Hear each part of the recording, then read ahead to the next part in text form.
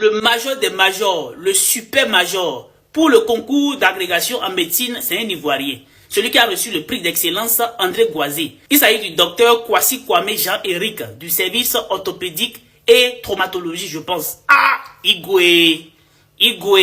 Si 326 docteurs élevés au rang de docteur agrégé, il a mis tout le monde d'accord. Même les Sénégalais, même les Béninois, même les Burkinabés.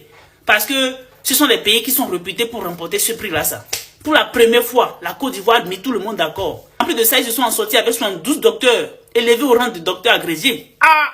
Non, c'est pas la même chose. Je comprends pourquoi les Ivoiriens se moquent un peu des Camerounais. Parce que là, ils ont fait très fort. Les Camerounais n'ont pas été au rendez-vous. Et il ne s'agit pas en fait des docteurs qui sont à l'étranger. Non, on parle des médecins qui sont au pays. Parce que s'il faut parler des docteurs qui sont à l'étranger, le Bénin n'allait même pas se présenter. Il y a plus de 10 000 docteurs béninois en France, rien qu'en France. On ne parle même pas du Canada, tout ça. Je pense qu'il faut travailler très fort pour relever le niveau. Voilà, la vie, c'est aussi le côté intellectuel qu'il faut valoriser. Et oui, ce n'est pas seulement la bosse, les insultes. Il y a des gens qui m'ont insulté. La famille, la Côte d'Ivoire a remporté le concours international de médecine. Je vous assure, c'est quelque chose à féliciter. Je le dis parce que la plupart des gens craignent toujours les Ivoiriens d'illettrés ou encore des gens qui ne sont pas suffisamment instruits.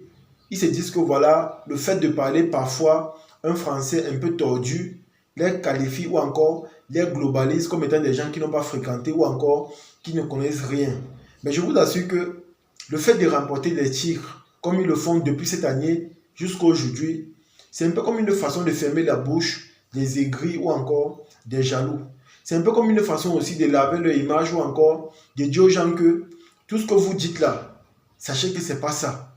Et je vous prouve à travers mes victoires, à travers mon succès. C'est un peu ça la famille. Et je tiens également à préciser que cette année, la Côte d'Ivoire a remporté beaucoup de titres à l'échelle nationale et à l'échelle mondiale, pour ne pas dire internationale. Et la plupart des concours que la Côte d'Ivoire a remportés sont des concours qui nécessitent des efforts intellectuels ou encore des performances intellectuelles.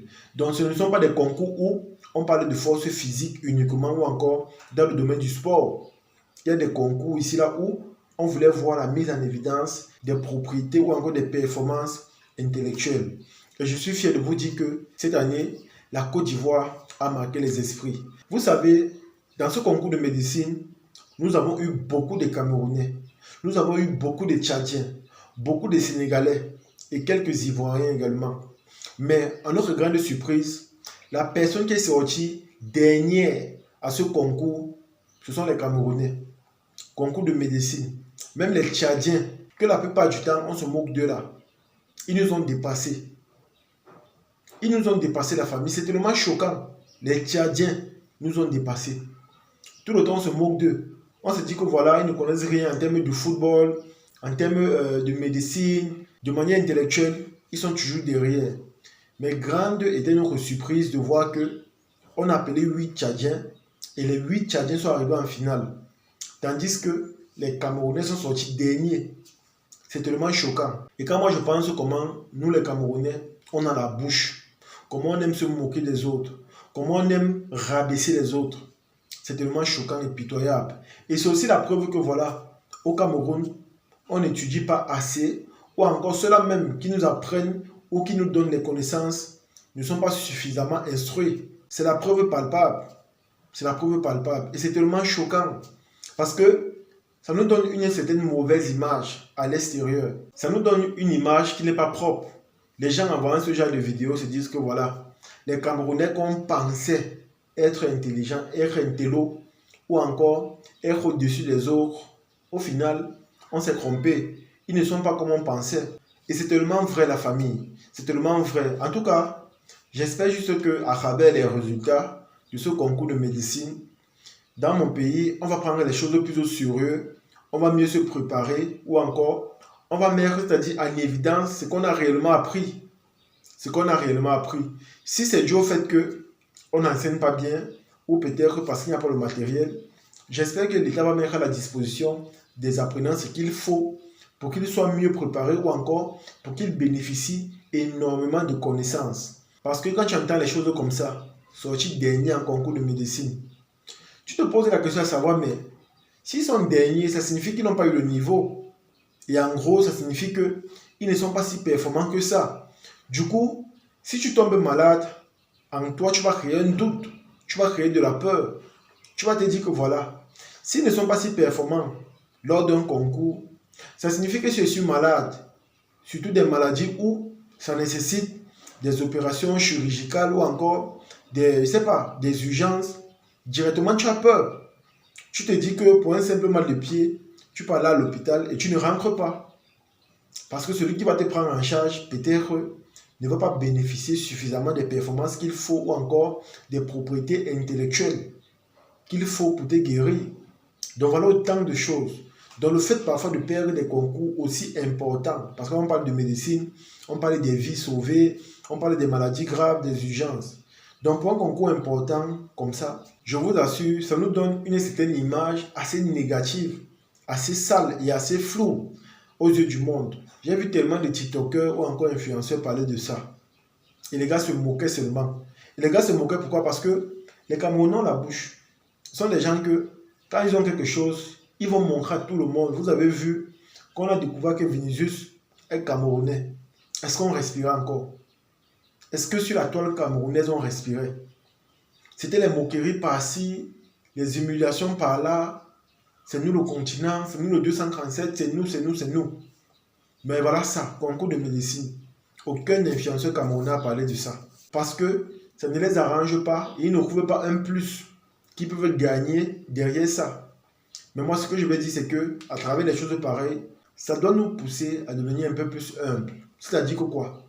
Comme on a l'habitude de se moquer des autres ou encore de les humilier, nous aussi, sachez que nous sommes sortis derniers et prenons conscience que nous aussi, ce n'est pas chaque jour qu'on aura la victoire.